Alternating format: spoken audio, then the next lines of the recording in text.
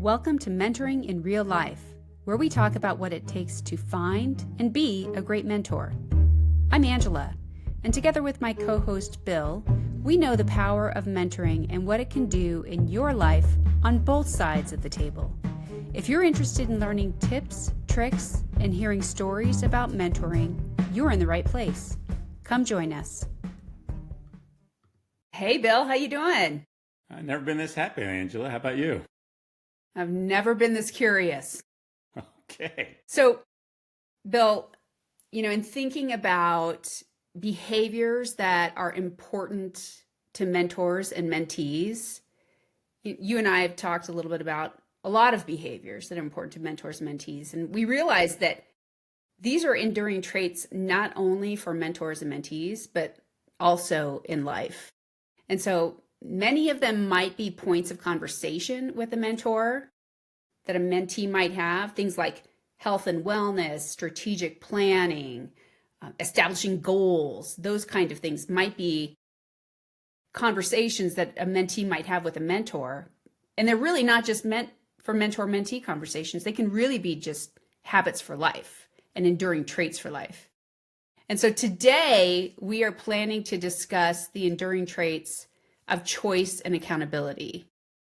We also will be bringing up other enduring traits in future episodes, and today's focus will just be on choice and accountability.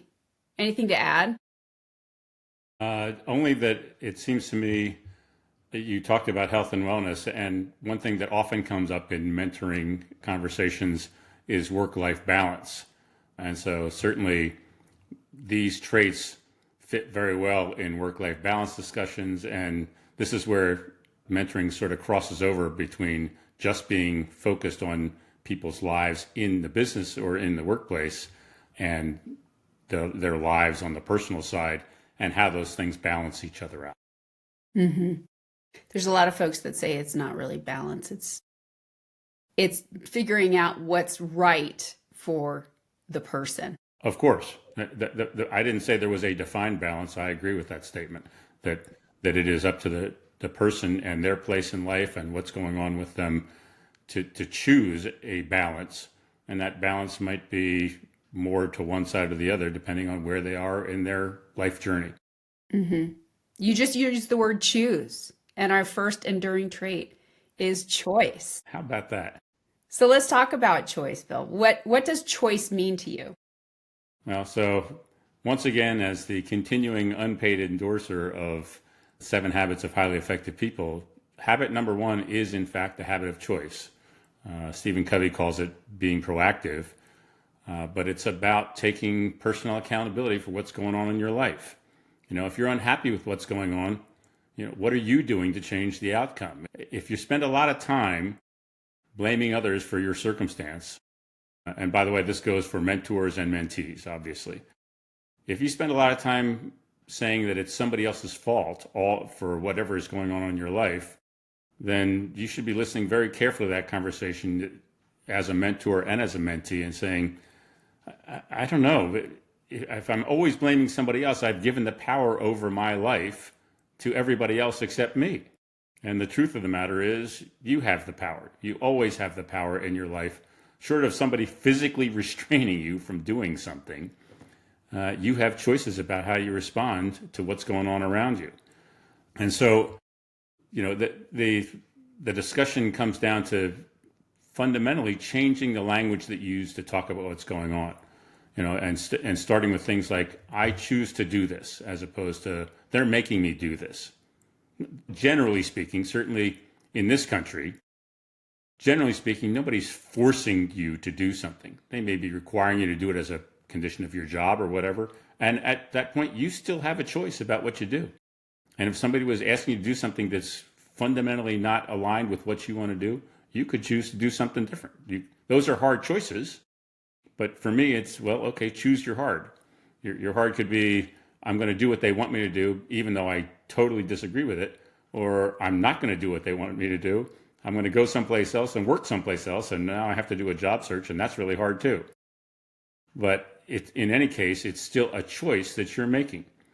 In many cases, when we were in conversations back at our old organization, that I would choose to take all of that "it's somebody else's fault" conversation out and tell people it was my fault. It's all my fault. Whatever is going badly, it's all my fault. So you can stop blaming others, and now we can just talk about solutions. And using language like there must be something we can do to influence a different outcome. So it's fundamentally changing your approach to that. And when we used to do the 7 Habits training back at our organization, I was often called in as the manager representative about why is this training important. And I would tell the folks in the class, don't let this instructor leave the room until you get the habit of choice down deep in your soul. You've got to get this part because you control the outcomes in your career in large part. If you don't like them, what are you doing to change them?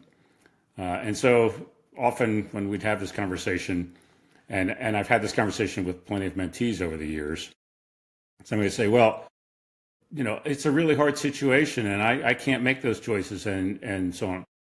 And even in saying that, you're choosing a certain way. But when we talk about difficult situations, either in work or in our home life, I am constantly reminded that our difficult situations, certainly they are difficult for us. I'm not making light of how difficult things can be in our lives. But I think of examples of people who have had much, much more difficult situations in which they found themselves of not of their own choosing, and how they responded to it. And so it gets right to the heart of the matter. They don't control their environments. They control the response to the environment. An easy example of this comes to mind in reading Viktor Frankl's book, A Man's Search for Meaning, writing about his experience as an inmate at Auschwitz and 3 other concentration camps where he lost his parents, his brother, and his wife. It is hard for me to imagine a situation that awful. I mean, I can read about it, but I've been fortunate enough never to have experienced that. And so his discussion in that book is talking about choosing your response to that awful surrounding. And so that is really, really taking on the be proactive habit of choice in a way that few of us would have to really get our heads around that. Mm-hmm. If we don't go to something quite as extreme as that, but still awful, Brent King was a father in San Diego who lost his daughter Chelsea to a rapist murderer back in 2010. And he responded to some reporters talking about his experience and used this first habit language to respond. He said, I was in a very, very dark place after I lost my daughter, but instead of spending the rest of my life in that dark place, I chose hope. And so he created the Chelsea's Light Foundation in honor of his daughter and chose to use that foundation to go change the law in Sacramento. This happened, as I said, in California. So they went to Sacramento to change the law to make sure that people who had done violent crime against children never saw the light of day again. They went to jail for a very, very long time. I mean, that's a guy who could have just spent his time hating life after losing his daughter like that. Instead, he chose a very different outcome and used the energy to do something positive that has saved many, many, by his accounting, millions of children from being in situations with people who had done violence to kids before. So those kind of things really drive home the fundamental difference in how you approach life, whether you think it's being done to you or you're the primary influencer for how your life is going to turn out. Bill, one of the thoughts that came to mind is if a mentee isn't accepting of feedback from a mentor, that is also a choice. And what I mean by that is, earlier you were talking about, if you're in a role and you're not happy about it, and you can make a choice to get out of that role, or you can make a choice that if you're not doing well at work, that there is a choice that you could make as an individual to improve your ability to promote at work or do different roles or whatnot, right? And there have been mentees that I have worked with where they don't necessarily want to hear that it is their choice, that their behaviors are what are stopping them, that their lack of doing the necessary required training or whatever it might be is stopping them, that they're not seen as a reliable person. They're not seen as a good communicator. They're not seen as a good presenter, whatever it might be that they don't necessarily want to accept. And that's a choice to not accept that feedback as well. One thought that also came to mind is, I've had a number of coaching clients and I remember one client in particular who came and said, your job as my coach is to help me find a new job because I'm miserable.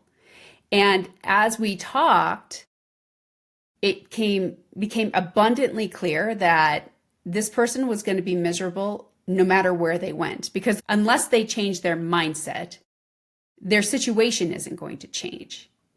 And if they still were the, pissed off person in the new role, then their problems will follow them. You can change your situation, but as long as your mindset is still the same, then your mindset follows you. And so this idea of choice really is an individual's responsibility, regardless if they're a mentor or mentee.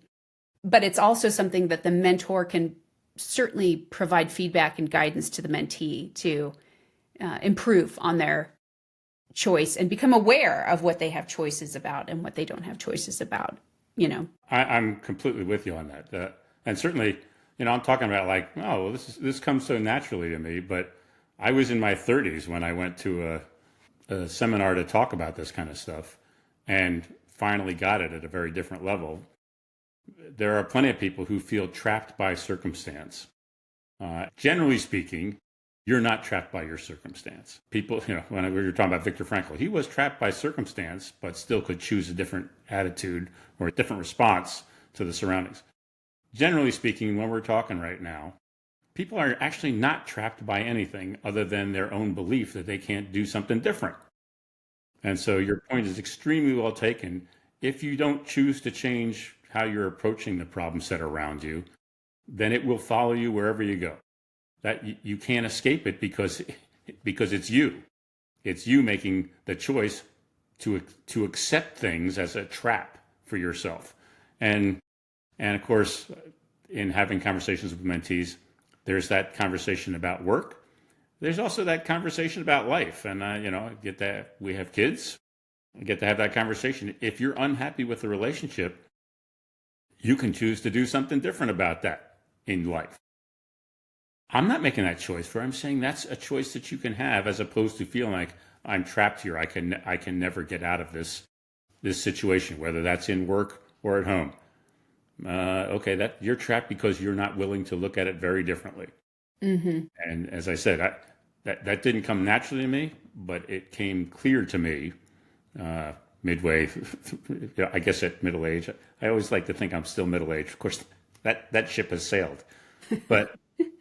I'm on that ship. Fair enough. Okay, thanks for the reminder. It's just fundamental to recognize that you get to choose where you're going.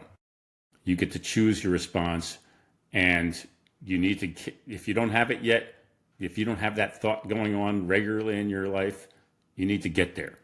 And I had that conversation as a mentor many times after I finally figured it out for myself. That it really is fundamental to it's fundamental to your happiness at work. It's fundamental to your happiness in life. Mm-hmm. And so I'm happy I was always happy to share that part in mentoring conversations, because I actually think it is that fundamental. And it isn't like I'm telling them what to do, obviously. I'm telling them it's up to them to choose what they want to do. Yeah. And one of the things I've heard is it's hard to find a mentor, right? It's hard to find somebody that is that is willing to give the time or the energy, or even that I, as a mentee would feel comfortable reaching out to. And it's going back to this choice. It is the mentee's responsibility to find good mentors. And one tool that I think you and I have both learned throughout our careers to date is it actually doesn't have to be somebody in your chain of command. It doesn't have to be somebody even in your organization. It could be, but you could actually find mentors in other scenes, like at a conference. If you're at a conference where you have like-minded people or similar industry people, talk to folks at that conference and figure out who might be a good person to connect with, who might be a good mentor for you to have. Another idea is at training events. If you're at a training event, there could be some people at that training event who have more experience than you do, and talk to them, or even have them be peer mentors as you go through this career together. Mentorship doesn't have to be somebody in your chain. It could be external from that. And it's really up to the mentee to find a good mentor. A person that comes to mind is the waiter you recently had, right? Yes, absolutely. He reached out to me, said, "Hey man, you've been around a long time," and of course I used my tagline. He said, "Hey, how are you folks doing tonight?" And I said, "Never been this happy." And we went into a conversation about me being retired and still enjoying life, and everything's going pretty well and all that good stuff. And that drove a conversation about, hey, I need some help in figuring out where I'm going. And so we got to have a good mentoring conversation right there. And so you can find mentors anywhere in life. Certainly, no doubt people who are listening have found mentors as younger people through coaches on sports teams, or teachers that were particularly inspirational for them, or people in their life, uncles and aunts, moms and dads, obviously, but people just in their general life as opposed to their work life, who they think are demonstrating behaviors and demonstrating success that they'd like to achieve. Hey, go use those people as mentors. We started this as a discussion largely about mentoring in the workplace, but mentors come from all over the place. Mm-hmm. And there's good ones all over the place. And I would encourage folks to have more than one mentor. I know we've talked about that at length, and I think you even have a term for that conversation. Having more than one mentor is called having a board of directors, or a board of mentors, really, a personal board of directors. And it's funny, I've actually reached out to somebody recently and said, "Hey, you're part of my personal board of directors, just FYI, in case you weren't aware. I have a question for you," and asked him a question and got his advice and counsel and sought it specifically because he's a person that I actually respect a lot on how he's navigated not only his career but his life, and I wanted to get his perspective on how to tackle my own, challenges and what I'm doing in this post-retirement phase, and what, this podcast being one of the activities that I'm involved in, right? And so having a personal board of directors really gives the mentee an opportunity to get advice and counsel from a number of different people. And it could be, somebody from your personal life. It could be somebody from your academic life. It could be somebody from your career life, and a multitude of any of those. It could be somebody you met at a conference, a training event, or just when you're out to dinner with, as it turns out, when you're out to dinner and just meeting somebody that way. I read an article recently that a fellow coach used to have these long conversations with somebody on airplanes. And so for those of us that travel a lot, striking a conversation with somebody next to you on an airplane, who knows where that could lead, and that could become a mentor as well. So they can come from all sorts of places if we just are willing to ask some questions, be curious, and see where the conversation leads.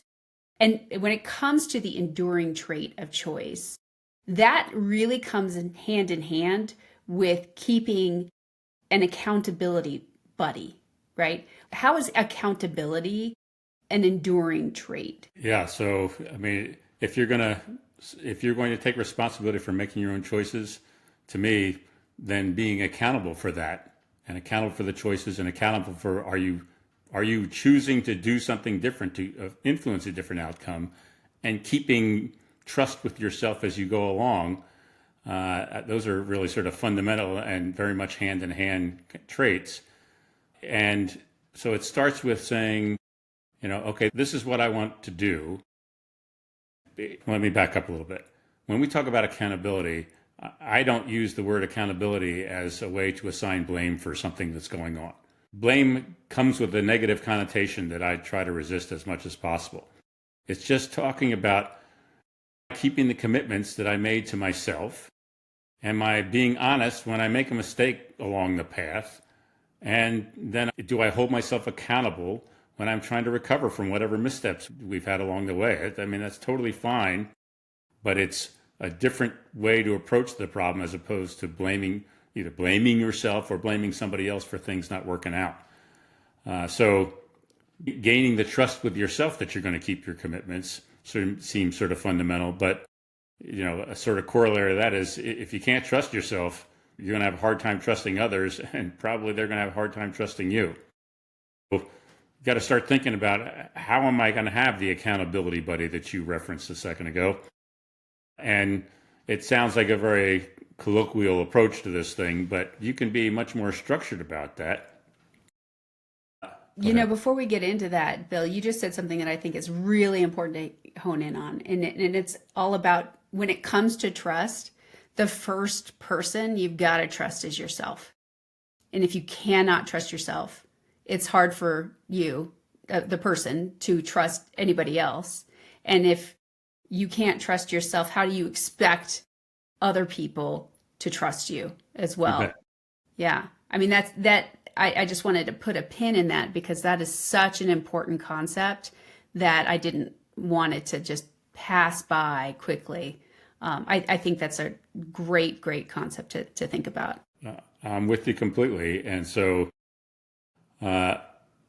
we talked about this a little bit, but to put an exclamation point on your pin, one of the things that comes to mind as an example of choosing a different path for yourself is, as a sort of a rudimentary example, New Year's resolutions. And so the statistics would tell us that about over 90% of those resolutions are dropped by February. And so, if you have failed to meet the goals that you set on the 1st of January, is that some monstrous failure, or is that a break in trust with yourself? Maybe a little bit. The problem I have with people looking at it that way is so by the end of February, I didn't lose all the weight that I'd hoped I lost. So should I wait till next January to make that resolution again? Or is it okay to have missteps along the way and say, I'm going to recommit myself to this and build the trust with yourself over time? Look, I am making progress. Look, I am trying to keep my commitments. The keeping your own commitments is its own reward. I mean, it's fantastic. It makes you feel better because you're doing what you said. You're following through on your own choices and your own goals. But it's not like an on or off kind of discussion about trusting yourself. Yeah, okay, so you're going to make an internal commitment, and you might have missteps along the way. It's okay to rebuild the trust with yourself, even after I didn't quite make that goal. All right, keep working on it, for Pete's sake, and don't be overcome with the fact that again, I missed that goal. Some goals are pretty hard, and so it's going to take some time. And so it's important to talk about that trust with yourself and building that trust with yourself just the same way you build trust with others. It's okay to have missteps, jump back on and keep trying. And so the better you get at it with practice, the more trust you're going to have, and the easier it's going to become to be accountable. Now getting back to the buddies, though, it's okay to have buddies. So I have a buddy on this podcast who keeps me honest about delivering the next podcast and working on. Yeah, go ahead and look for her. Where? I'm Maybe looking you can for find her somewhere. I don't know. I can't remember her name. And so those things really, really help. You can have accountabilities at the gym. I'm sure people who are regulars in working out are happy to have other people who work out with them to sit, if you miss a day, hey, where were you the other day? We missed you. And suddenly you're accountable for taking good care of your health in a different way because you have accountability buddies in your workout life. But in the work life, that translates to things we actually have talked about in previous podcasts. If you have a coach of any sort, that for sure is an accountability buddy. That's somebody who's asking you, what are your goals and when are you going to get them done, as we've talked about before. And then when you meet with them again, so how are we coming on those goals? Oh, I didn't quite get there. Oh, so when are you going to, what's the next date you're going to get that done? And that sort of accountability is invaluable. Certainly it was for me. You get busy with 1,000 things at work. You get busy with 1,000 things in life. And somebody saying, hey, didn't you say you're going to get that done? So what's the next date? Not, hey, didn't you say you're going to get that done? Now you're in big trouble. There's no punishment associated with it. It's accountability without blame. Yeah. It, Yeah. so that didn't work out on that schedule. What's the next schedule you're going to do? How are you going to recover from that misstep? Yeah. Yeah. You mentioned in a previous pod that you had some 5-year goals that you set up with your coach that ended up being accomplished in significantly less time than that. And it was because you had somebody that was helping you keep those commitments that you made to yourself, and that you were internally motivated, intrinsically motivated to make the change, but there's an external support structure to help keep you accountable to the goals that you make for yourself. And it's wonderful if people have a coach. Of course, I'm a huge advocate for coaches. And that might not be available to everybody. And so the idea then is, who could you leverage as a collaboration partner in lieu of a coach? Certainly a mentor could be that person, right? A mentor could be a collaboration partner to a mentee. And quite frankly, a mentee could be to a mentor as well. That could be some reverse mentorship going on there.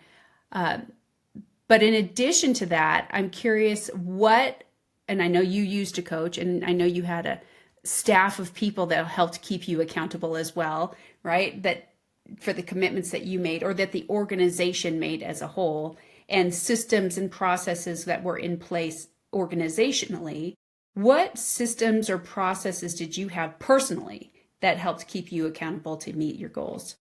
Well, so one that seems pretty readily available and certainly has gained some popularity much more broadly than just in a mentoring conversation is David Allen's Getting Things Done practices. Mm-hmm. I mean, he wrote a book about it. There is training you can take on getting things done. Once again, just like for 7 Habits, nobody's paying me to talk about this. I just found it as a very practical and effective way to keep track of the things that you've planned, and a good way to have personal accountability, because if you're following those practices, you're doing reviews of the plans that you had, the actions that you were supposed to be taking, and doing weekly reviews. Did I get those things done? Oh, I didn't. I got some of them done. I didn't get others done. And none of this is trying to be unrealistic about all of the factors in people's lives that get in the way of accomplishing every goal they set. It's a discussion about getting more things done because you are tracking things, and you're doing personal reviews on whether or not you're keeping your commitments.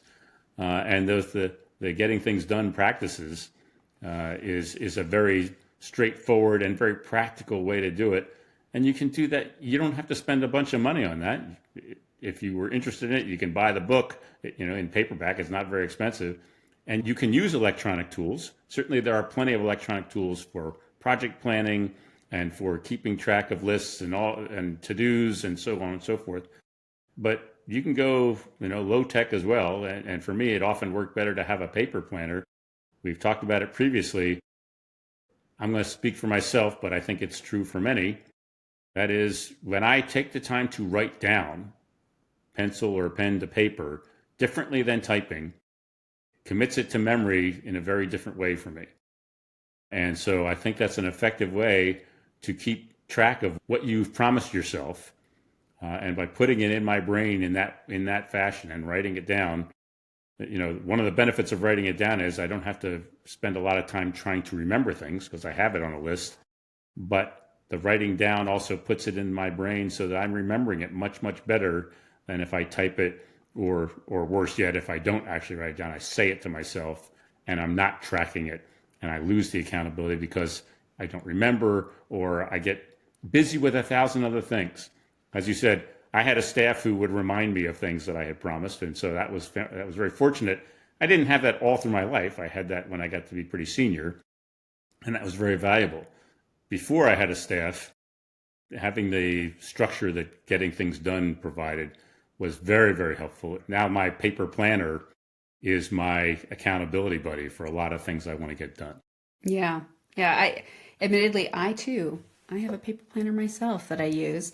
And every Sunday I've got a planning hour where I look at the week ahead. And this is still now, even in my quote retirement days, that I spend some time to see what is it I want to accomplish this week and what's important to me to accomplish this week. And I write it down, and then I figure out which day it would be good, especially if it's focused time that I need to spend a couple of hours or more on focused efforts. Then how am I going to do that? When am I going to do that? And that keeps me accountable to the goals that I set for myself. I still have a coach to this day that I leverage as well, that she helps me keep accountability. And it's actually often a mix of accountability support. Of course, you as a mentor help keep me accountable, and you say that I keep you accountable. This podcast that we're doing. This is something that we're both interested in, passionate about, right? And we're leveraging an electronic tool to keep us track of what it is we are doing, when we plan to do it, which episode we plan to talk about next, which topic we talk about, who we reach out to be guests on the show, what our show notes are. All of it is a collaborative suite, right? And that helps keep us accountable to us meeting the goals that we have on recording, editing, and publishing casts. And this is just a microcosm of what we're doing, right? This is just a microcosm of our life. And so things like the paper planner really help us keep our entire lives organized. Absolutely. And so, as we're talking about this accountability discussion, it actually reflects back to the choice discussion.